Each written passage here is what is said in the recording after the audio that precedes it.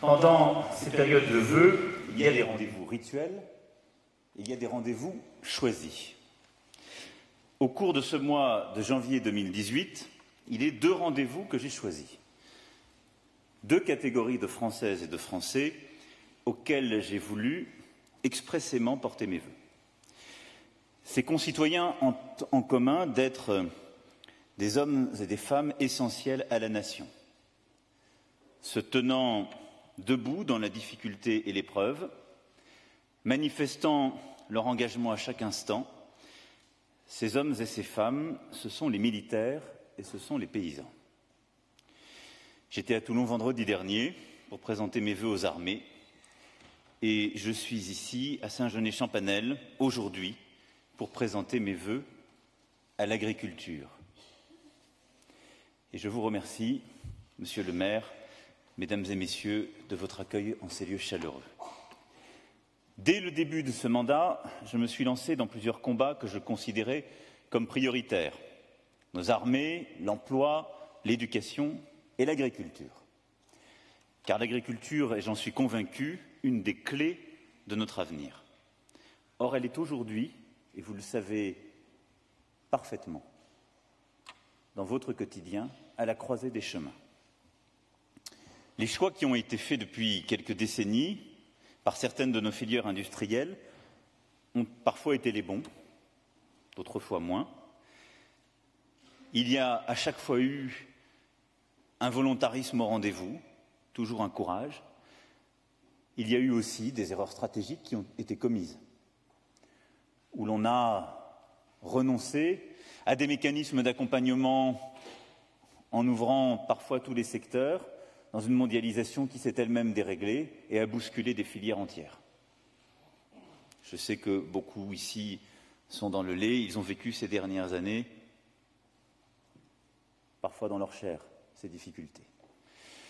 Et nous avons, entre la politique nationale et européenne, parfois perdu le cap de cette politique, dont le but, je le rappelle, est de nourrir et bien nourrir la planète et avant tout notre pays et notre continent.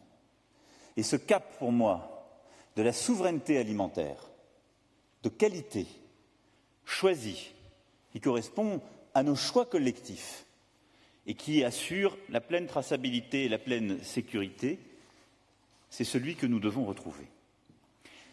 Alors l'agriculture française aurait pu, à plusieurs reprises, être balayée par cette compétition mondiale. Mais elle a du talent, de la ténacité.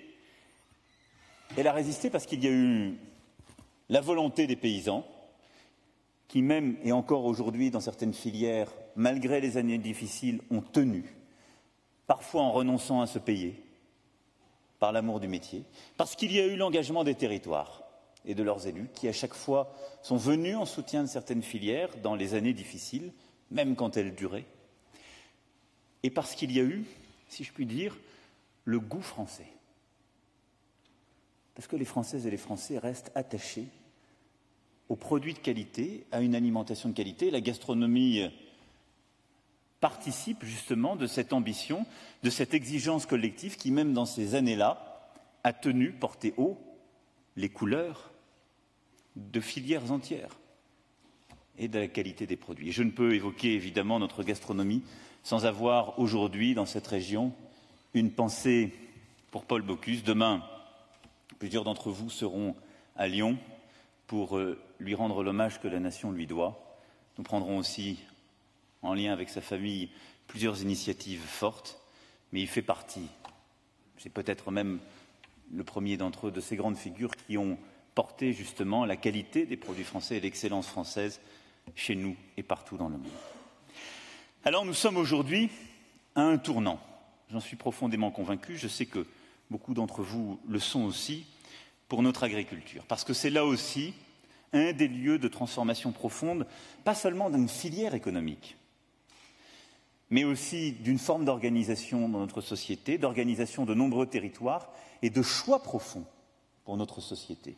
De choix d'organisation en commun, de choix d'alimentation, parfois de choix sanitaires.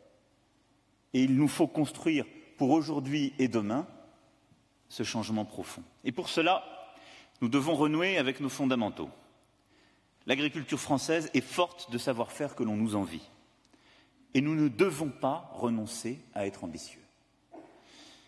Nous devons nourrir des ambitions enracinées dans notre terroir, dans nos atouts, dans des termes que nous nous assignons à nous-mêmes et non seulement des règles fixées par d'autres.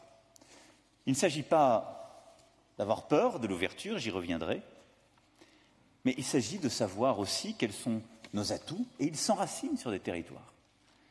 Et il faut savoir les redévelopper, les expliquer, les valoriser pour continuer à convaincre et continuer ce chemin de la qualité, de la différenciation qui est l'une des voies d'excellence pour notre agriculture. J'ai sous les yeux ici, parmi vous, en Puy-de-Dôme, en ces terres si diverses, de la Limagne aux zones de montagne, et nous en parlions tout à l'heure autour du président de la Chambre avec nombre d'entre vous, un des exemples de cette variété de l'agriculture française. Il y a dans ce département, dans cette région, que ce soit l'ancienne ou la nouvelle, une variété extrême de types de production, les AOC qu'on nous envie dans le monde entier, et une pluralité de modèles. Avec parfois des questions, je les entends, je les ai entendues pas loin, autant les aborder tout de suite. Le loup. Je ne vais pas vous faire attendre tout un discours sur l'agriculture pour évoquer ce sujet qui, pour beaucoup, et beaucoup de considération pour ces angoisses, est un sujet d'attente. Je vais être très simple avec vous sur ce sujet qui est au cœur du modèle, justement, agricole dans la région. Le loup, nous avons pris des engagements, nous sommes attachés tous ici à la biodiversité. Il n'y aurait pas des gens d'un côté attachés à la biodiversité et d'autres des gens qui ne l'aiment pas. Mais le plan loup, il faut qu'il soit fait et pensé dans les territoires où on le décline. Il ne faut pas penser l'agriculture, les éleveurs, leurs troupeaux autour du loup. Il faut savoir comment le loup trouve sa place dans des écosystèmes qui lui préexistent, avec des gens qui se développent. Qu'est-ce que ça veut dire concrètement? Deux choses. Cela se fera, d'une part, en anticipant tous les moyens à mettre en œuvre, les moyens de précaution pour protéger les troupeaux, et en s'en donnant tous les moyens, de manière très claire et assumée. Et la deuxième chose, c'est en assumant un modèle d'agro-pastoralisme que nous voulons et que nous revendiquons, et qui doit aussi se donner les moyens et ne doit pas être fragilisé par un autre objectif. Voilà. Et donc cela sera concerné par les ministres compétents, 2 ministres, et cela sera décliné dans les territoires. Il faut que ça se passe avec beaucoup de calme. Mais je vous dis quelle est ma philosophie, et en quelque sorte, je ne remets pas l'église au milieu du village, mais enfin, peut-être l'éleveur au milieu de la montagne. Ça va mieux en le disant. Ici même, à Saint-Genès-Champanel, dans cette commune de moyenne montagne de tradition agricole, monsieur le maire, c'est la qualité de vie, le lien de proximité qui sont des atouts pour la commune. Et j'ai vu ici, par la diversité des productions, combien vous êtes engagés sur des modèles différents, combien vous avez su, je ne veux pas favoriser une AOC par rapport à l'autre, mais j'étais dans le Saint-Nectaire tout à l'heure, donc je suis bien obligé de lui rendre hommage, combien autour de cette AOC vous avez su, justement, revaloriser la production, aller vers l'aval, développer un modèle de ce que nous voulons faire, et je vais y revenir dans quelques instants. Vous êtes aussi dans un territoire, cher Jean-Yves Goudbel, où le département a su tôt accompagner cet engagement. Le succès de la plateforme AgriLocal 63, initiée par le département du Puy-de-Dôme, institutionnalisée dans de nombreux autres territoires, en est l'exemple parfait. Et dès 2011, le conseil départemental a voulu favoriser les achats de proximité, développer les productions agricoles locales, offrir et faciliter la commande publique par la mise en place de cette plateforme. Encourager les restaurants scolaires du département à la mise en œuvre de repas à base d'aliments issus de l'agriculture biologique et a été l'un des pionniers en organisant, là aussi, des animations à la ferme ou au sein des écoles. Ce sont des initiatives concrètes, construites sur le terrain avec les acteurs de cette production, mais qui sont des moyens concrets de la valoriser, de permettre d'augmenter la marge pour chacune et chacun, de faire de nouveaux investissements, de s'engager encore davantage, qui est, je le sais, ce que chacune et chacun veut faire, avec un rôle qui est aussi porté dans l'aménagement de ces territoires, dans leur structuration au quotidien et leur développement. Et donc je vous le dis ici, cette terre où je viens de passer quelques heures, ne lâchez rien de cette exigence, de cette volonté de développer justement la qualité, la différenciation et de cet esprit d'initiative qui a été ainsi déployé. Et plus largement, ce que nous devons aujourd'hui construire, c'est donc cette stratégie claire, concrète, avec l'ensemble du monde agricole français pour aujourd'hui et dans les prochaines années réussir à prendre ce tournant et gagner ce moment historique que j'évoque. Nous devons le faire dans notre pays, avec l'ensemble des territoires. Nous devons le faire à un moment où nous avons une PAC à renégocier en Europe.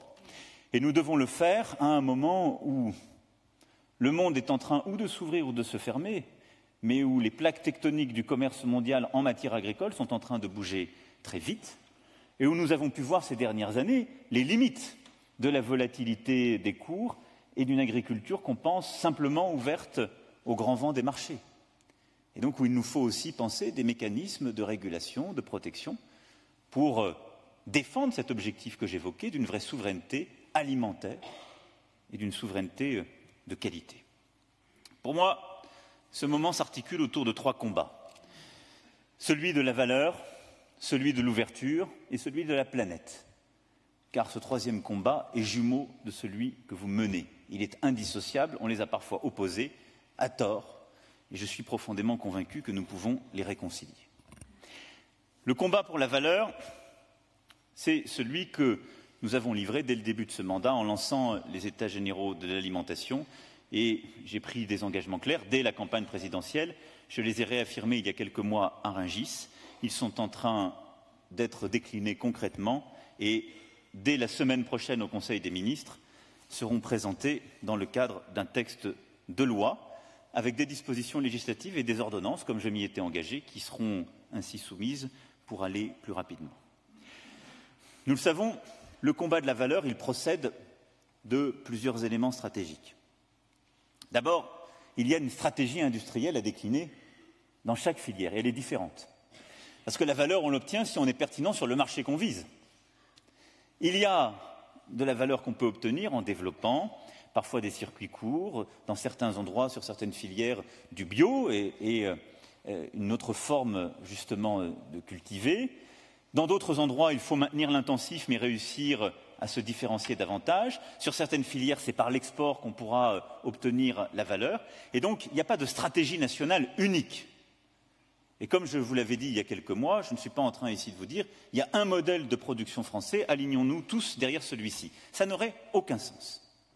Par contre, je sais qu'il y a des modèles productifs qui n'ont plus d'avenir. Ça ne sert à rien d'aller essayer sur leur marché de concurrencer les poulets brésiliens ou le lait néo-zélandais. Ça ne sert à rien. Nous n'irons nulle part lorsque, sur certaines stratégies, nous ne sommes pas positionnés sur le bon niveau de qualité et que nous avons des concurrents qui, eux, ont fait des choix qui rendent impossible notre vie. Et ça n'est pas vrai que pour l'agriculture. Nous avons parfois commis ces erreurs dans l'automobile ou dans d'autres filières. Et donc, nous aurons, dans certaines filières, des changements stratégiques à faire et certains acteurs à réorganiser. C'est évident. Et il nous faut regarder aussi en face cette réalité. Et donc, ce qu'il nous faut réussir à faire, c'est une stratégie vraiment économique et industrielle, filière par filière, qui va supposer des réorganisations et des investissements, et le faire en ayant des agriculteurs, des paysans qui peuvent vivre du prix payé d'ores et déjà aujourd'hui. Parce que cette stratégie industrielle, on ne peut pas la décliner lorsqu'on vit en effet, pour certains, avec 300 ou 400 euros par mois, ou pour d'autres, dans une situation qui fait qu'il est impossible de procéder à quelque investissement ou quelque changement stratégique que ce soit. Et donc, pour réussir cette bataille de la valeur, nous nous devons d'abord d'être très clairs sur la juste rémunération, et donc être rémunéré à hauteur de l'investissement, de ce qui a été fourni et des efforts qui ont été faits. C'est pour moi l'étape de base, être rémunéré avec le juste prix payé. Ce que demande l'agriculture française, ce ne sont pas des aides, c'est de ne pas être le seul secteur où la vente à perte est devenue la règle. c'est légitime, et donc c'est ce que nous allons faire. Et donc dans le texte de loi qui sera présenté mercredi prochain, il y aura bien l'ensemble des engagements annoncés, renverser la construction du prix en partant des coûts de production, et non pas de ce que ou le transformateur ou le distributeur est prêt à payer, relever le seuil de revente à perte, encadrer les promotions pour permettre un juste retour du prix payé aux agriculteurs, lutter contre les prix abusivement bas, faciliter les recours en cas de litige et assurer plus de transparence dans la coopération agricole. C'est la base, c'est ce qu'il nous faut faire et ce sera donc décidé. C'est ce qui fait que dès cette loi votée, comme je m'y étais engagé, le seuil de revente à perte sera remonté pour que les agriculteurs puissent vivre du prix payé. Alors, je ne suis pas naïf, en attendant cela, une charte a été signée. Vous étiez là. Est-ce qu'elle est respectée? Je n'ai pas le sentiment aujourd'hui. Je ne suis pas dans l'intimité des discussions commerciales, mais les bruits que j'entends ne sont pas encourageants. Et donc, la confiance, elle doit se construire à l'épreuve des faits. C'est pourquoi, dès la semaine prochaine, je souhaite que les ministres de l'Agriculture et de l'Économie réunissent l'ensemble des acteurs, soient très clairs sur les conditions commerciales. Il y avait un distributeur dont la stratégie assumée était de tirer les prix vers le bas. Il a manifestement été rejoint dans son intention par d'autres. Nous serons clairs, nous aussi, maintenant. Nous allons nommer, nous allons dire. Et donc, à l'issue de la réunion la semaine prochaine, s'il n'y a pas un changement dans ces dernières semaines de négociations, eh bien, nous dirons aux consommateurs citoyens français qui fait quoi. Nous renforcerons là aussi les contrôles dans le cadre de ces négociations et dès la semaine prochaine, les contrôles renforcés de la DGCCRF seront conduits pour, là aussi, très concrètement, voir tous les comportements qui sont en infraction et de ce qui nous remonte, il y en a, analyser également les pratiques et en tirer collectivement toutes les conclusions. Chacun doit prendre ses responsabilités. Chacun. Et la responsabilité, ça ne peut pas être ou des agriculteurs seuls d'un côté, ou l'État par des engagements ou des chartes. Quand on est un acteur économique en France, on respecte les lois de la République et on respecte les engagements qu'on a pris, parfois soi-même, devant une autorité ministérielle. Ça n'est pas le cas aujourd'hui. Et donc ce premier pilier, si je puis dire celui du juste prix, c'est celui qu'à court terme je souhaite que nous puissions corriger, mais qui ensuite sera profondément transformé par le texte de loi présenté dès la semaine prochaine en Conseil des ministres. Ensuite, ce combat de la valeur, comme je vous le disais, il sera véritablement gagné si nous avons une stratégie filière par filière. Et là-dessus, j'ai été clair il y a quelques mois à Rungis. L'augmentation du seuil de revente à perte, ça n'est pas évident d'aller l'expliquer à nos concitoyens, parce que dans certains cas, ça peut être aussi l'augmentation des prix. Il faut qu'on puisse leur dire derrière, c'est ce qu'il faut pour maintenir notre souveraineté alimentaire, pour que des agriculteurs puissent vivre, ce qui est juste, et puis qu'ils puissent s'adapter au changement et avoir la bonne stratégie. C'est pour ça que j'avais aussi conditionné cette décision à une stratégie filière par filière qui devait être déclinée.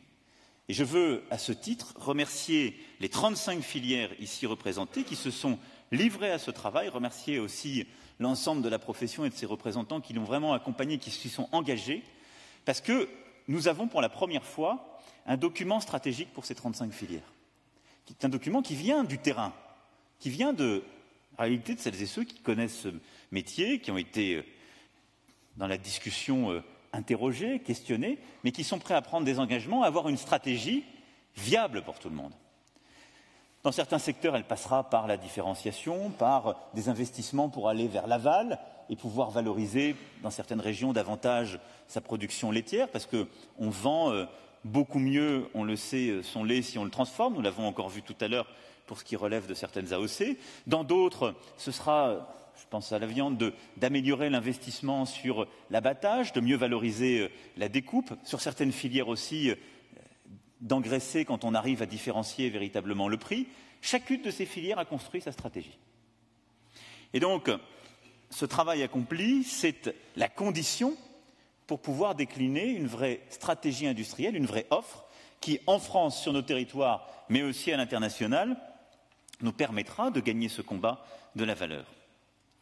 Maintenant, il vous revient de mettre en œuvre ces plans et d'atteindre les objectifs fixés sur le quinquennat. Et nous en serons tous comptables. Il convient donc de poursuivre pour certaines filières ce travail parce qu'il n'est pas achevé, en particulier sur les indicateurs économiques et sur le partage de la valeur. Avec une interprétation très claire du droit de la concurrence qui sera proposée dans les prochaines semaines pour permettre aussi de travailler à ces indicateurs, mais aussi sur les contrats types. Et quel est l'objectif derrière sur ces filières? C'est qu'on ait, de manière très claire, des indicateurs qui soient établis, que les gens s'engagent sur quelque chose qui est mesurable. 2, que dans chacune de ces filières, on ait un vrai contrat de solidarité de la filière. D'autres pays en Europe nous ont montré que c'était possible et qu'on l'ait du plus petit producteur au transformateur jusqu'au distributeur. 3, qu'on arrive à les structurer autour d'organisations de producteurs. C'est là aussi l'engagement que j'avais pris et le souhait porté par nombre d'entre vous. Organisations de producteurs, commerciales et associatives, qui ont quel intérêt? De pouvoir se regrouper et d'être en situation de force pour négocier les prix, et donc de pouvoir sortir de cette situation asymétrique où on est parfois des milliers à négocier avec un seul. Donc les organisations de producteurs, c'est une bonne chose, et nous allons, dans la loi, donner le cadre pour que ces organisations de producteurs, conformément au droit européen, en apportant toutes les sécurités juridiques, puissent négocier le prix, négocier la valeur pour porter leur stratégie, et puissent le faire, qu'elle soit sous forme coopérative ou associative ou commerciale. C'est un élément très important, et il passera par ces contrats types que l'administration doit aussi aider à construire et proposer pour assurer une pleine sécurité juridique à tous les acteurs. C'est un élément essentiel de notre stratégie collective. Celle-ci, elle doit aussi s'accompagner d'un travail que les interprofessions ont à conduire pour mieux informer les consommateurs sur leurs produits, en leur permettant notamment de communiquer collectivement sur l'origine France. Et ça fait partie de nos stratégies filière par filière et de ce que nous pourrons ainsi faire. Le ministre de l'Agriculture et de l'Alimentation fera tous les 6 mois un point sur ces contrats, aussi bien sur ce volet économique que sur les volets sociétaux et environnementaux pour en mesurer l'avancée concrète. Ces contrats, qui pour certains doivent encore être, comme je le disais, finalisés, c'est notre feuille de route pour les 5 années à venir. Elle nous oblige, et c'est un travail de co-construction, de coopération qui a été ainsi lancé, qui est décliné par filière, par territoire, et qui est, à mes yeux, la seule bonne approche que nous pouvons avoir pour gagner ce combat de la valeur.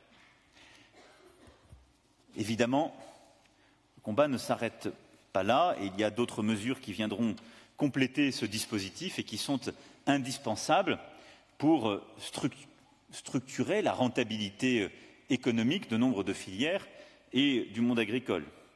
Les ministres de l'Agriculture et de l'Économie, là-dessus, ont aussi activement travaillé et plusieurs mesures seront là aussi annoncées qui permettent d'assurer une meilleure profitabilité pour nombre d'exploitations, et sur ce sujet, je serai également très vigilant. Des mesures fiscales sont attendues, des mesures, et j'y reviendrai, sociales le sont aussi, et nous continuerons cette ouverture indispensable. J'y reviendrai dans quelques instants. Je souhaite aussi que nous puissions, dans ce combat de la valeur, avoir une réflexion qui est aujourd'hui, à mes yeux, encore inaboutie sur le foncier. Nous l'avons vu à l'instant, quand on s'installe, et ce sera un des défis de l'agriculture pour les années à venir, il est absolument indispensable de pouvoir faire face à des charges qui sont parfois considérables. Et les charges foncières le sont aujourd'hui. Il est donc nécessaire que nous puissions trouver la bonne organisation, parfois avec des mécanismes de portage, pour aider les plus jeunes à s'installer sur le territoire, sur des territoires de qualité où il peut y avoir ou de la spéculation sur le foncier ou une augmentation importante des prix. Et à ce titre, là aussi, nous serons au rendez-vous et je souhaite que, durant ce semestre, le ministre puisse me faire des propositions très concrètes en la matière. Le deuxième combat que nous avons à mener, c'est celui de l'ouverture. Infléchir notre stratégie agricole dans la mondialisation, c'est une nécessité. Ça ne signifie pas que nous devons nous retirer de la mondialisation. Et je veux ici parler de deux choses, les grands accords commerciaux et l'Europe. Autant parler en ce début d'année, comme nous l'avons toujours fait, de manière très directe et très franche, des sujets qui sont parfois des sujets d'inquiétude, en essayant de dire les choses le plus directement possible et sans faire de fausses promesses. Je ne considère pas que la mondialisation telle qu'elle va tourne bien. J'étais hier à Davos, où je me suis exprimé sur ce que nous sommes en train de conduire en France, mais aussi les limites de cette mondialisation qui ne trouve plus ses propres règles et donc est en train presque de s'auto-détruire elle-même sur certains principes ou sur ses fondamentaux. Et il est clair que, par la concentration des richesses, par les grands dérèglements qu'elle a conduit à créer aujourd'hui, nous sommes en train de fragiliser, lorsque les régulations ne sont pas apportées, certaines filières, réduisant la souveraineté alimentaire que j'évoque et conduisant à des résultats aujourd'hui qui seront dramatiques pour demain. Nous avons néanmoins dans la mondialisation des opportunités à défendre. Alors, je vais être très clair avec vous. Nous avons plusieurs situations commerciales qui touchent l'agriculture, et pas simplement l'agriculture. Est-ce que notre philosophie sera de ne rien négocier et de nous fermer? Non, ça n'est pas une bonne option, parce que nous avons aussi beaucoup à conquérir. Et nous sommes en train de réouvrir des marchés. Est-ce que nous pouvons tout ouvrir sans regarder les intérêts de telle ou telle filière? Non plus. Parce que je ne sacrifierai pas un segment de l'économie au prétexte d'une ouverture négociée et qui serait bonne pour un autre. Mais nous devons trouver un cadre. Sur les accords commerciaux, nous serons toujours clairs sur les lignes rouges que nous donnons à l'Europe lorsqu'elle négocie. Nous l'avons été sur le Mercosur et je sais gré au président de la Commission européenne de les avoir respectées et d'avoir résisté à un accord que beaucoup poussaient en fin d'année dernière, qui aurait été mauvais, on le sait très bien, pour la viande, le sucre et l'éthanol. Mais ces lignes rouges sont fixées, nous continuerons à nous battre, mais pas pour bloquer de manière absolue, pour qu'elles soient respectées. Ensuite, je souhaite que nos accords commerciaux soient cohérents avec les engagements que nous prenons pour nous-mêmes sur le plan social, environnemental et productif. Ça a été la limite de la négociation du CETA, nous le savons bien, et je crois que la méthode que nous avons adoptée était la meilleure possible dans un contexte où il était déjà signé et négocié par l'Europe, après trop d'années de négociations, mais désormais, tous nos accords doivent être conformes aux engagements que nous prenons sur ces points. On ne peut pas prendre des accords qui favorisent un acteur industriel ou agricole à des milliers de kilomètres qui a un autre modèle social ou un modèle environnemental qui fait le contraire de ce que nous imposons à nos propres acteurs. C'est un sujet de cohérence et en même temps de préservation de nos propres intérêts. Une fois que j'ai dit ça sur la situation actuelle, je ne sais ce que donneront les négociations sur le Mercosur, mais mon souhait est que les lignes rouges françaises soient respectées. Je verrai samedi le président de la Commission européenne et je lui redirai, j'ai jusqu'à l'heure où je vous parle, eu des engagements clairs en la matière. Peut-être finaliserons-nous une négociation. Je verrai demain soir le Premier ministre argentin sur ce sujet. Nous aurons une discussion nourrie. Cet accord peut être bon si nos lignes rouges sont tenues. Il est clair que ce sera un défi porté, en particulier pour la filière bovine, puisqu'il permettra de faire entrer des volumes. Mais en parallèle de cela, nous devons d'être honnêtes avec nous-mêmes. Et nous le savons, nous ouvrons d'autres marchés. Nous nous sommes battus depuis plusieurs mois, nous sommes en train de réouvrir activement le marché turc sur les différentes catégories de viande bovine. J'étais avec plusieurs d'entre vous en Chine il y a quelques semaines. Nous sommes en train de réouvrir, avec là des garanties claires, le marché chinois. L'accord qui a été négocié par l'Europe avec le Japon est un très bon accord, en particulier pour la viande. Et donc, vous voyez bien que ces accords peuvent être favorables à ces mêmes filières. Simplement, il nous faut avoir une approche constamment équilibrée et développer une stratégie. Et donc, quelle est la meilleure réponse si nous finalisons cet accord avec le Mercosur? C'est d'avoir une vraie stratégie défensive en France pour valoriser notre filière, l'origine France et faire que nos concitoyens auront de la vraie traçabilité, que ceux qui veulent acheter de la viande française pourront le savoir et en quelque sorte savoir nous défendre dans un marché ainsi ouvert selon des règles que nous aurons négociées nos propres intérêts, et être très offensif à l'extérieur dans les marchés que nous avons réouverts. En quelque sorte, cet équilibre montre une chose: si nous savons nous organiser, l'ouverture au monde n'est pas un danger, à condition que nous ayons des lignes rouges respectées et que ces accords commerciaux soient cohérents avec les règles que nous nous donnons pour nous-mêmes et ne créent pas des désavantages sociaux, environnementaux qui seraient irrattrapables. Ce n'est pas le cas, ni pour l'accord qui a été négocié avec le Japon, ni à ce stade pour l'accord en cours de négociation avec le Mercosur. Et donc, sur ce sujet, il est indispensable que nous ayons, avec vous, une approche filière par filière, pour en tout cas à chaque fois trouver les mesures d'accompagnement. Mais je le dirai très clairement, il ne faut pas avoir peur de cette ouverture. Il faut s'organiser pour en être les gagnants, filière par filière, en sachant bien négocier et en sachant bien nous organiser. Les États seront là pour accompagner, et l'État français sera là pleinement pour accompagner justement ces transformations, parce que je pense que c'est ce qui est attendu de nous. Dans ce contexte, évidemment, la bataille de l'ouverture, elle se gagnera par et avec l'Europe. Et je sais combien un nombre d'entre vous sont attachés à la politique agricole commune, et vous savez combien j'y suis moi-même attaché.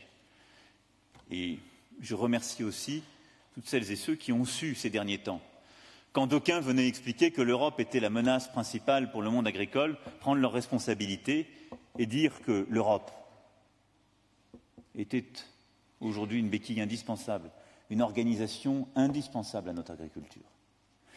Maintenant, regardons notre PAC telle qu'elle fonctionne.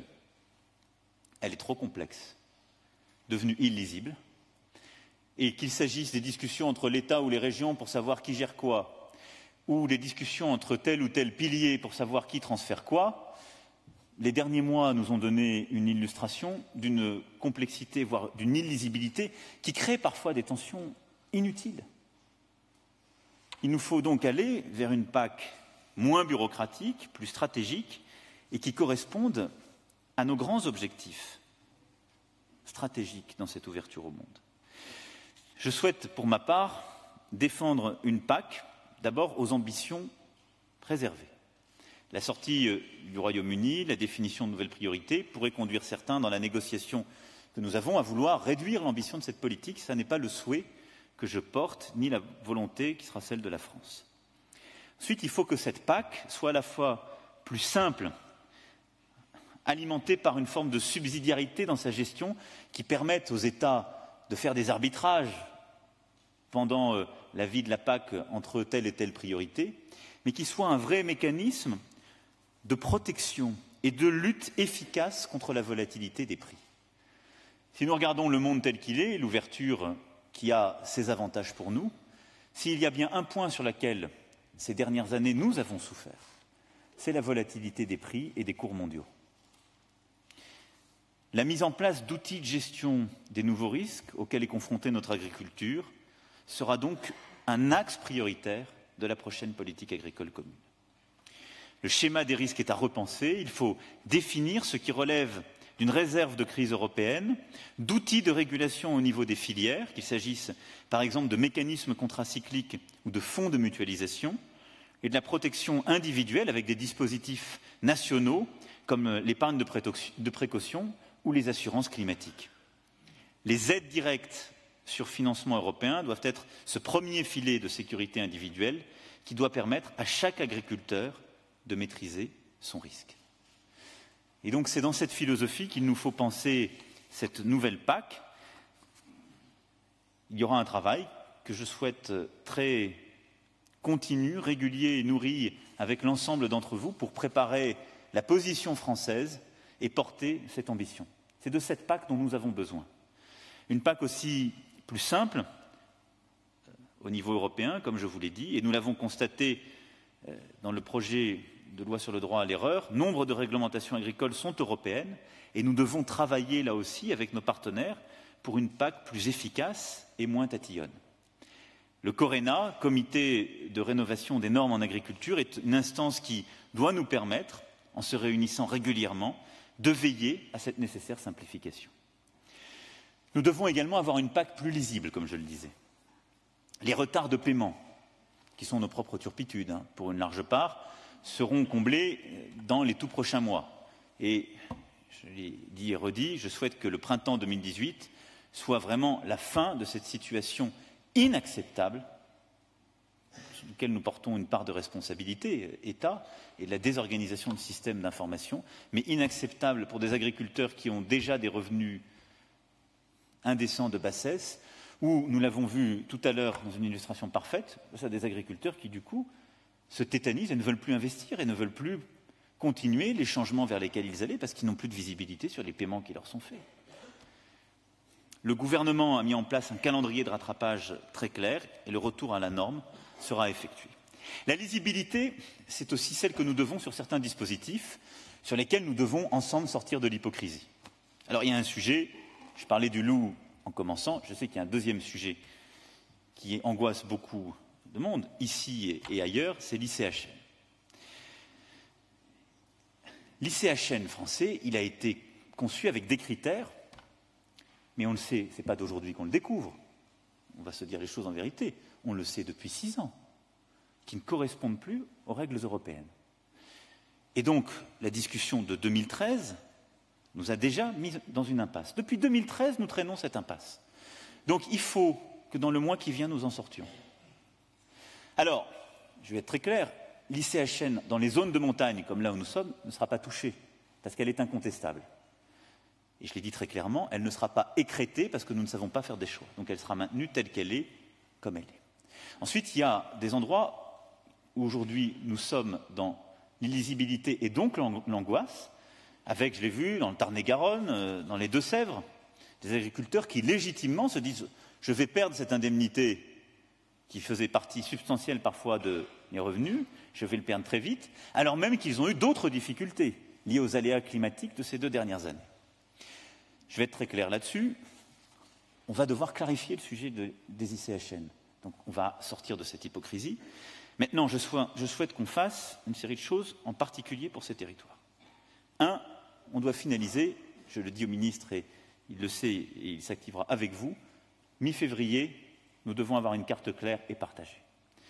Ensuite, il faut être très clair avec les zones qui véritablement justifient l'ICHN. Elle doit être maintenue au niveau où elle est aujourd'hui, on ne peut pas l'écrêter.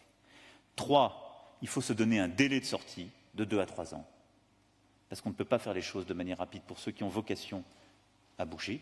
Et 4, il faut des mesures d'accompagnement pour ces territoires qui, sortant du dispositif ICHN, auront besoin d'être accompagnés parce qu'il y a des filières en difficulté, parce qu'il y a des exploitants qui ont vécu des aléas. Mais c'est à nous de prendre un engagement dans ces cas-là clair, avec un objet clair, et pas d'essayer de détourner un outil européen qui n'est pas fait pour cela. Donc, aujourd'hui, on essaie de tout faire avec le même instrument. Ce n'est pas une bonne règle. Je préfère qu'on se dise les choses de manière très claire, avec un engagement ferme, et que le travail, donc dans les prochaines semaines, soit conduit avec cette clarté et cette fermeté. Sur le délai de transition, j'aurai là aussi l'occasion de passer très clairement le message au président de la Commission européenne samedi. Je souhaite que nous puissions avoir 2 à 3 ans de transition pour justement conduire ce cheminement et que ça soit cohérent avec la stratégie que nous portons par ailleurs. Quand je parle de lisibilité, c'est aussi la lisibilité que nous devons entre acteurs. Et je l'ai dit, je souhaite que la PAC n'ait pas un budget moins ambitieux parce que le Brexit est là ou que d'autres voudraient menacer les choses, mais nous devons aussi rendre plus lisible notre propre organisation et sortir des ambiguïtés en matière de gestion de cette PAC entre l'État et les régions, chacun se renvoyant successivement parfois la balle, avec une seule victime, c'est celui ou celle qui a besoin de l'aide. Il conviendra ainsi d'avoir une majorité d'aides gérées nationalement. Est-ce que ça doit rester sur certains piliers à 75% à l'État? Il faudra définir ce qui est le plus pertinent. Et des aides gérées territorialement par les régions, en particulier pour les mesures agro-environnementales, les aides à l'investissement ciblées qui permettent de répondre aux priorités des territoires. Et je souhaite qu'on ait une répartition qui sera discutée, mais qui soit très claire, assumée et transparente pour tout le monde. Nous devrons aussi encourager, comme je le disais, l'installation des jeunes agriculteurs pour assurer le renouvellement des générations, et c'est évidemment indispensable dans ce contexte. Mais il n'y a pas que les contrats, les grands accords commerciaux ou la PAC pour réussir cette ouverture, il y a notre propre stratégie nationale qui doit en tirer toutes les conséquences. Et à ce titre, je souhaite juste, au-delà de ce que je viens de dire, apporter quelques éclairages. Il nous faut accompagner justement ces mécanismes de précaution que je souhaite voir développés par la PAC au niveau national. Ainsi, nous tiendrons notre engagement d'une mise en place d'une vraie réforme des pays DPA et donc de la mise en place d'une épargne de précaution au prochain projet de loi de finances. À partir du 1er janvier 2019, je souhaite que nous ayons cette réforme qui a été, je le sais, tant attendue, mais qui permettra d'avoir un mécanisme national, fiscal, de bonne organisation qui permet de structurer l'épargne de précaution. Nous devrons également accompagner les agriculteurs dans la gestion financière de leur exploitation, dans la bonne couverture de leurs risques, pour éviter les situations trop fréquentes de surendettement, parfois encouragées par certains dispositifs fiscaux centrés sur les investissements machines et matériels, et parfois d'ailleurs les communications paradoxales qu'on peut faire, et donc il nous faut là-dessus aussi pleinement clarifier les choses. L'exploitation agricole, c'est avant tout une entreprise qui est amenée à se développer, investir, qui doit faire face à des imprévus, qui peut être transmise, et sur chacun de ces points, il nous faut apporter une réponse concrète. Nous avons, je crois, aujourd'hui bien clarifié les choses par les travaux menés depuis plusieurs mois et qui donneront lieu donc à des traductions directes, pour certaines dans le projet qui sera soumis dans les prochaines semaines au Parlement, pour d'autres dans le cadre du projet de loi de finances. Il nous faut également avoir une vraie stratégie nationale de souveraineté alimentaire. Et là-dessus, quand je regarde les chiffres, il est clair que la dépendance est là et nous n'avons pas encore su y répondre. La France dépend à 40% de soja OGM importé pour nourrir son bétail et à 60% justement d'import pour les engrais azotés. Donc nous n'avons pas une vraie souveraineté sur ces filières et nous ne l'avons pas construite.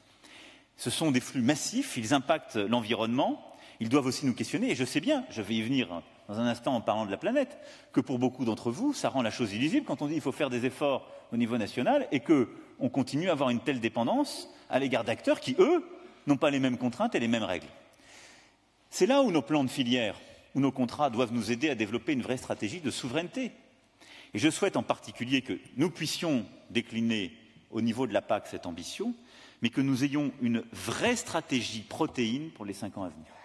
On doit développer une stratégie de souveraineté sur les protéines, en renforçant parfois le circuit très court de production, parfois l'autoproduction pour certains éleveurs, mais en ayant aussi une bien meilleure organisation de notre filière, de la valorisation de certains oléoprotéagineux dans l'organisation collective qui est la nôtre. Nous avons les moyens de le faire. Il nous faut simplement avoir de la constance dans les engagements que nous prenons et de la cohérence entre les stratégies filières, je pense en particulier entre certaines filières d'élevage et les oléoprotéagineux sur nos territoires. Je souhaite vraiment que nous le portions ensemble, et ça c'est un élément, vous le voyez bien, qui dans cette mondialisation est essentiel pour notre souveraineté. Enfin, bien entendu, il y a ce qui relève de la santé et des garanties sanitaires. Lorsqu'on parle de la mondialisation, on doit parler de notre capacité à protéger nos concitoyens et à défendre l'excellence en matière sanitaire du modèle français. La France est reconnue dans le monde entier pour la sécurité sanitaire de ses aliments et nous avons pu, par notre haut niveau d'exigence, être la nation la plus enviée pour la qualité et la diversité de ses produits. Et cet atout considérable, nous l'avons vu encore ces derniers temps, il n'est jamais acquis. Alors sur ce sujet, vous avez compris à travers les réactions du gouvernement quelle serait notre politique, et j'ai aussi été très clair le jour même, il n'y aura aucune concession, aucun compromis. Parce qu'un acteur peut endommager la crédibilité de toute une filière. Je crois que nous avons trouvé l'organisation collective il y a une solidarité, il y a une exigence française et nos concitoyens ont confiance dans nos produits, mais il faut se méfier aussi sur tous les marchés où nous nous développons. L'affaire Lactalis nous rappelle que la sécurité sanitaire des consommateurs passe avant toute considération. Je veux ici avoir un mot de soutien pour les familles qui ont été touchées, leur assurer que nous ferons toute la lumière sur cette affaire et il ne peut y avoir aucune tolérance de l'État avec des opérateurs qui ne respecteraient pas les règles. Parce que c'est plus de 99% des opérateurs qui les respectent avec scrupule, qui investissent même quand ils n'ont pas l'argent pour le faire, qui prennent tous les risques, qui ne se payent pas pour pouvoir le faire. Et donc je le dis ici avec force, il n'y aura aucune tolérance de l'État, mais il ne doit y avoir aucune facilité de langage ou aucun raccourci dans les débats que nous avons sur notre agriculture et nos producteurs. Parce que nous avons une production qui est aux meilleurs standards sanitaires et de qualité. Les entreprises sont les premiers responsables de la qualité sanitaire des produits qu'elles mettent sur le marché. La grande distribution a la responsabilité des retraits et l'État celle des contrôles. Des causes de la contamination aux procédures de retrait et de contrôle, nous devons tirer les leçons de cette crise. L'enquête est en cours, les sanctions seront décidées par la justice à l'issue de l'enquête et nous déclinerons l'ensemble des conséquences que nous devons en tirer. Mais il est clair que dans cette mondialisation, si nous voulons gagner la bataille de l'ouverture, il est absolument vital d'avoir une stratégie en matière de santé et de sécurité. Elle ne peut faire l'objet d'aucun ajustement et d'aucun compromis. Enfin, c'est le choix de la planète qu'il nous faut faire et c'est la dernière bataille, à mes yeux, qu'il nous faut conduire ensemble cette année et pour les années qui viennent. Ce choix est essentiel au moment où pèse sur l'agriculture, partout dans le monde, une responsabilité nouvelle, celle du climat. Et je dirais elle est double pour le monde agricole. Parce que quand il y a un dérèglement climatique, les agriculteurs en sont les premières victimes. Je sais la situation de tous ceux qui ont à vivre les récoltes des 2 dernières années. Mais parce qu'aussi, le monde agricole fait partie des secteurs d'activité qui ont un impact sur notre environnement. Et puis parce qu'enfin, si ça se dérègle, si nos paysages se déforment, changent, se modifient, si le terrain se dégrade, première victime, ce sont ceux qui vivent dedans. J'ai eu l'occasion de le dire, moi, j'ai une politique assumée, volontariste, en matière environnementale et climatique. Parce que je pense que c'est notre devoir pour les générations actuelles et à venir. Parce que je pense aussi que c'est bon pour nous et que c'est un élément d'attractivité. Parce que je pense que c'est un élément de compétitivité et que tous ceux qui tarderont à s'adapter à cette bataille perdront des parts de marché et de la capacité à produire. Mais surtout, regardez votre quotidien. Parce que vous le savez très bien, vous êtes des acteurs de la transformation environnementale, vous êtes des acteurs de la biodiversité, vous êtes des acteurs de la production d'énergie renouvelable. Et on doit d'ailleurs l'encourager encore davantage, je vais y revenir. Et donc on a trop longtemps opposé en quelque sorte deux mondes, en considérant qu'il y avait un monde de la production pour qui c'était forcément mauvais de parler du combat climatique, et un autre qui aurait la réalité, qui était plutôt dans des bureaux, et en quelque sorte moins acteurs et moins impliqués. Je souhaite qu'on mette ce combat pour la planète au cœur de notre modèle productif, en Hexagone comme dans les Outre-mer, car je n'oublie pas ici nos concitoyens ultramarins qui ont eu à vivre ces derniers mois les conséquences directes du dérèglement climatique et qui ont à construire, peut-être plus encore que dans l'Hexagone, des filières fortes et cette souveraineté alimentaire que j'évoquais, certains de nos territoires dépendants sur le plan énergétique et alimentaire à 80 voire 90% de territoires autres que le leur. Ce qui sauvera le climat, c'est une mobilisation de tous les jours, de tous les acteurs dont les agriculteurs font pleinement partie. La France, elle est exposée. Aujourd'hui, près de 20% des sols français présentent un risque important d'érosion. La dégradation de la fertilité des sols nécessite un recours plus important aux intrants chimiques pour préserver les rendements. Et la France est un important consommateur de pesticides. C'est un fait statistique, il faut l'assumer, le regarder en face. Et je ne nie pas, ce faisant, la prise de conscience très forte de ces dernières années et les changements très rapides qui ont commencé à être conduits. Et je vais vous le dire ici, moi je ne suis là pour donner de leçons à personne. Mais nous sommes ensemble pour accélérer un changement, parce que nous devons le faire. Et il y a 2 mots d'ordre, c'est l'accélération et l'anticipation. C'est ça ce que nous devons réussir ensemble. Quand nous savons que quelque chose est mauvais, pour l'agriculteur ou l'ouvrier agricole, pour ceux qui vivent à côté, peut-être pour le consommateur, ce n'est pas une solution de dire qu'on va continuer à le faire. Et on ne protège pas notre modèle agricole en disant on va continuer comme si de rien n'était ou comme si on ne le savait pas. Et je crois que la France a eu raison, à ce titre, sur le glyphosate, de réveiller la conscience européenne et de dire on ne va pas repartir pour 10 ans comme si de rien n'était, parce que c'était bon pour personne. Alors, on a pu avoir des débats pour savoir s'il fallait plus vite, moins vite. Pour moi, tout ça n'est pas grave. D'abord parce que l'électrochoc a produit 2 résultats concrets. L'Europe est passée de 10, voire davantage, à 5. Et ensuite, nous sommes collectivement passés à un engagement sur les 3 ans. Et je veux vous remercier pour la mobilisation et ce que vous avez voulu porter vous-même, vous, les différents responsables. Parce que nous devons accélérer la transition pour sortir du glyphosate. Alors, je l'ai dit, je ne laisserai jamais une filière, un agriculteur, sans solution concrète. Je ne suis pas là pour dire à telle date on arrête comme un couperet et il n'y a pas de solution. Mais il nous fallait marquer un volontarisme pour dire on doit tous changer nos habitudes pour construire ces solutions, parce qu'elles existent. Pour les herbicides comme le glyphosate, vous le savez, s'en passer ne dépend pas que de la recherche d'une nouvelle molécule, mais aussi d'un changement de pratique par l'évolution des assolements, le développement de la robotisation pour le désherbage mécanique, le numérique pour les outils d'aide à la décision. Alors, ce sont des investissements, parfois en personnel, parfois en matériel.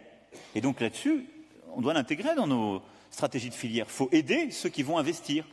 Mais on doit changer de modèle pour avoir un comportement qui était parfois devenu un comportement de facilité, mais qui était le plus compétitif, qui soit progressivement abandonné pour aller vers des pratiques qui sont plus conformes à notre véritable intérêt et celui de nos concitoyens. Le rapport INRA démontre très clairement que les solutions existent pour 90% des surfaces. On peut sans doute encore trouver des meilleures solutions par l'innovation et la recherche, mais il ne tient qu'à nous de commencer cette transformation sans attendre. Pour les impasses restantes, notamment l'agriculture de conservation des sols ou les cultures en pente, nous mobiliserons la recherche pour proposer des alternatives. Avec un principe simple, je n'imposerai jamais une sortie s'il n'y a pas d'alternative crédible. Parce qu'on ne peut pas laisser un agriculteur sans solution, ou dans une solution qui ne serait pas tenable parce qu'il aurait à côté de lui quelqu'un qui n'a pas la même contrainte. Mais pour 90% des situations, nous devons le faire sans délai, le plus vite possible, et ne pas attendre. Pour les autres familles de pesticides, les fongicides et herbicides, la feuille de route mise en consultation actuellement avec l'ensemble des parties prenantes trace un chemin. Je souhaite que vous puissiez pleinement l'alimenter, et là aussi avec ce même volontarisme. Parce que nous savons aujourd'hui des choses qu'on ne savait pas forcément hier, et parce que, dans bien des cas, lorsque c'est testé, c'est aussi un élément de rentabilité. Parce qu'on diminue la dépendance à certains intrants, mais il y a un coût du changement, il prend un certain temps avant d'être rentable, et donc il suppose un accompagnement, et l'accompagnement des pouvoirs publics sera là. Et on doit pouvoir l'intégrer à la part que nous prenons dans les stratégies de filière, et je m'en porte ici garant. Les solutions seront plurielles, complémentaires, elles combineront changement de pratique, robotisation, innovation, accélération de la mise à disposition de produits de biocontrôle en facilitant les process d'homologation pour, là aussi, faciliter l'accès au marché aux TPE-PME. Et donc, vous le voyez, c'est en même temps des opportunités de création d'emplois que nous allons recréer dans les filières. Parce qu'avec ces nouvelles pratiques, ce sont des nouveaux acteurs qui sont d'ailleurs bien souvent sur nos territoires, qui travaillent avec nos agriculteurs, qui vont pouvoir vendre leurs produits et qui vont pouvoir, justement, en réponse aux besoins et à nos exigences, le faire de manière à la fois plus efficace et plus responsable. La coordination nationale de la recherche pour définir clairement ce qui relève de l'INRA, des instituts techniques des filières, des chambres, doit être également engagée en la matière. Nous devons définir les actions prioritaires à mener en matière de recherche et développement, et la séparation de la vente et du conseil, sur laquelle je me suis engagé, nous donnera l'occasion de redéfinir aussi le rôle du Conseil agricole. Cette bataille, nous la gagnerons si nous savons aussi, en quelque sorte, retrouver le sens de certaines pratiques, avoir un conseil indépendant, délié de la vente. Alors je sais qu'il y a des réticences, ne vous inquiétez pas, je connais la contrainte de certaines structures, mais enfin, c'est parfois les mêmes qui disent il faut changer, qui parce qu'ils sont organisés d'une certaine façon et se sont un peu regroupés, ils disent ça m'embête de délier. Mais oui, mais enfin, il faut qu'on arrive à trouver les bonnes organisations, le faire sans hypocrisie. Moi, j'aborde avec vous tous les problèmes de manière directe, mais vous voyez bien qu'on ne peut pas continuer à expliquer qu'il n'y a qu'une pratique qui existe, c'est celle qui est bonne pour d'ailleurs acheter les produits qu'on fait soi-même. Pas une bonne idée. Donc, cette transition, elle va se construire sur un conseil indépendant, une responsabilisation de toutes les filières et des acteurs, et une recherche aussi plus proactive en la matière que nous allons continuer à encourager.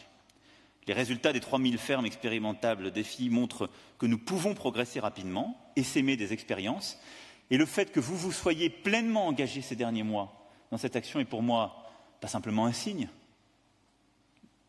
le début d'une preuve que nous sommes en train de changer les pratiques. Et donc moi, je ne vous demanderai pas de vous engager dans des voies qui sont sans issue. À chaque fois qu'il y aura une impasse technique organisationnelle, nous y répondrons. À chaque fois qu'il y aura des investissements à faire, nous serons là pour les accompagner. Parce qu'on ne peut pas demander à des agriculteurs de changer un modèle en quelques années quand la profitabilité n'est pas au rendez-vous sur les années concernées. Et donc on doit, ça fait partie de notre responsabilité, accompagner cette transformation. Les agriculteurs sont porteurs de réponses aux questions que la société se pose. Et nous devons saisir l'opportunité justement de la prochaine PAC pour rémunérer davantage les agriculteurs pour leur engagement environnemental. J'ai pris des engagements clairs pour ce qui est de la France, avec les 200 millions d'euros de rémunération des services environnementaux. La PAC doit aussi le faire, pas dans une PAC qui se réduit, mais avec des choix clairs, tels que je les ai évoqués tout à l'heure. Verdissement renforcé, mesures agro-environnementales et climatiques plus ambitieuses, plan protéines renforcé, accélération du développement de la bio seront des orientations budgétaires fortes de la PAC, mais cohérentes aussi avec nos orientations. Vous avez également un rôle à jouer pour ce qui est justement de ce combat pour la planète en matière de production d'énergie et d'énergie renouvelable. Beaucoup d'entre vous ont déjà largement commencé à le faire. Et là-dessus, nous ne sommes pas compétitifs. Et nous ne sommes pas compétitifs, pas du tout à cause des agriculteurs, à cause des procédures que nous nous sommes mises pour nous-mêmes. Parfois d'ailleurs, il ne faut pas exclure que ceux qui ont voulu développer ses propres filières aient créé ses propres contraintes. Et quand je regarde un éleveur allemand, il vit aujourd'hui plus de l'énergie qu'il produit que de la vente de ses bêtes. Mais quand je regarde nos exploitations françaises, le délai pour ouvrir son méthaniseur ou pouvoir porter à terme son projet n'est pas au rendez-vous de l'ouverture au monde. Et souvent, d'ailleurs, les projections que vous pouvez faire pour vivre. Aussi, je souhaite que, dès la loi qui sera déposée, et je compte beaucoup sur les parlementaires, en particulier ici présents, dont je sais l'engagement sur ces sujets, on puisse vraiment simplifier drastiquement les choses. Moi, je m'engage à ce que, dans ce semestre, nous ayons une accélération des procédures. Ça a commencé à être fait sur certaines procédures ICPE, mais on doit aller beaucoup plus loin et permettre de regrouper l'ensemble des autorisations et des procédures et réduire drastiquement le délai des procédures administratives, quelles qu'elles soient, en ayant un guichet unique, une procédure unique, et permettre d'avoir justement des projets qui se développent dans un temps raisonnable, c'est-à-dire le même temps que de l'autre côté du Rhin. Pas davantage. Et il n'y a rien qui le justifie. Vous avez aussi, par votre présence dans tous les territoires, un rôle à jouer dans l'éducation des consommateurs et des jeunes. Ainsi, je souhaite, comme je m'y étais engagé pendant la campagne, mener la révolution de la prévention dont l'alimentation fait partie. Et donc tout ce travail de valorisation, d'explication, de mise en avant de notre production, nous continuerons à le faire parce que nous sommes le pays de la gastronomie, parce que nous sommes justement un pays où de plus en plus les pratiques sont en train de changer, les préférences des citoyens et consommateurs sont en train de changer et ce travail pour la valorisation, la prévention, la mise en avant de nos produits, je le crois très profondément, répond non seulement à un impératif de santé publique, mais au goût de nos concitoyens aujourd'hui. Là aussi, sans tabou, nous devons innover durant ce premier semestre. Des propositions concrètes sont faites pour accompagner ce mouvement dans le projet de loi, mais c'est aussi une organisation sur tous les territoires que nous continuerons à développer.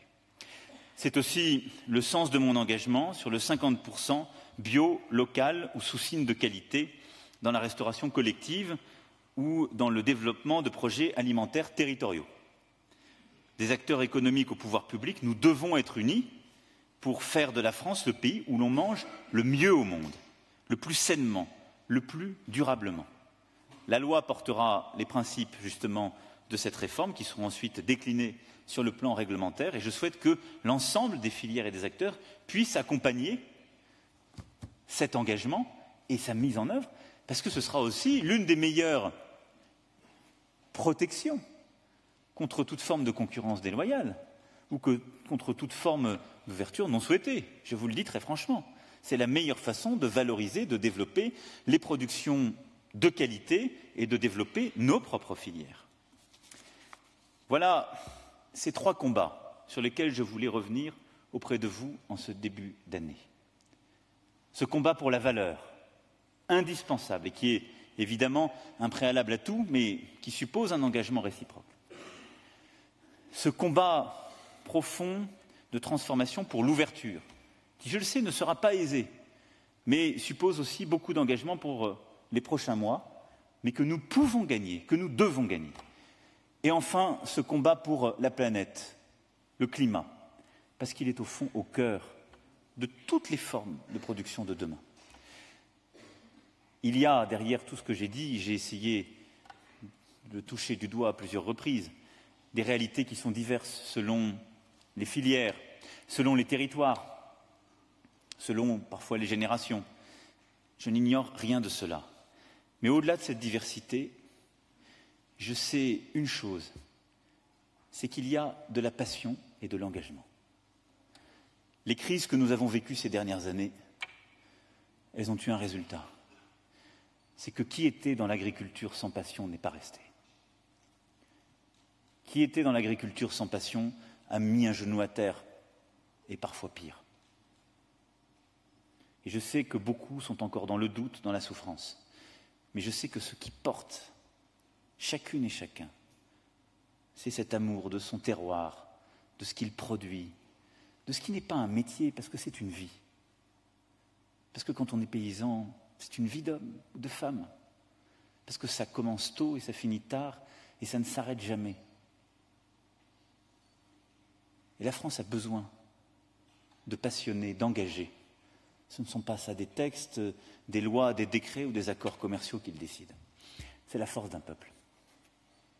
C'est ce qu'il tient. C'est ce qu'il tient dans les heures difficiles et c'est ce qui le fait réussir lorsqu'il revoit la lumière et les heures glorieuses. Il y a 1 an à peu près, j'étais à quelques kilomètres d'ici, à Cournon. Et je faisais un discours de vœux, pas au monde agricole, de campagne, pour être honnête avec vous.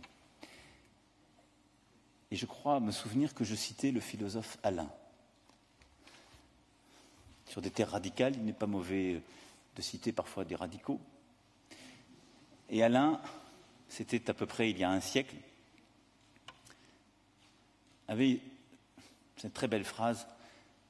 Il dit commencer ses propos en disant « Au moment où l'année tourne sur ses gonds et où les arbres font dentelle, il faut penser printemps. » Et il rendait un des plus beaux hommages à ce qu'est le métier, justement, de paysan. Il disait « Dans ces moments difficiles, on ne voit pas que la terre travaille, mais il y en a qui la surveillent. Et au printemps, ça ressort. Il nous faut penser printemps pour notre agriculture, et c'est les vœux que je suis venu formuler devant vous aujourd'hui. Mais ce penser printemps n'est pas un penser de spectateur, c'est un penser d'engagé, de passionné, d'acteur. Nous ne réussirons pas le printemps qui vient comme ceux qui viennent sans l'engagement résolu de toutes les femmes et les hommes qui font l'agriculture française, sans l'engagement résolu des élus, des territoires, sans l'engagement résolu de l'État. Et il sera là. Alors, faisons printemps, ensemble, pour cette année qui s'ouvre, pour l'agriculture française, pour les femmes et les hommes qui la font parce qu'ils sont courageux, mais parce qu'il y a aussi sur ce plan. Un formidable territoire de conquête. Je vous remercie.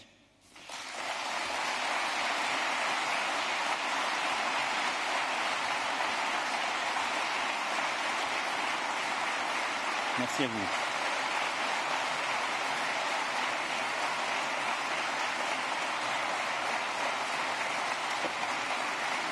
Salut.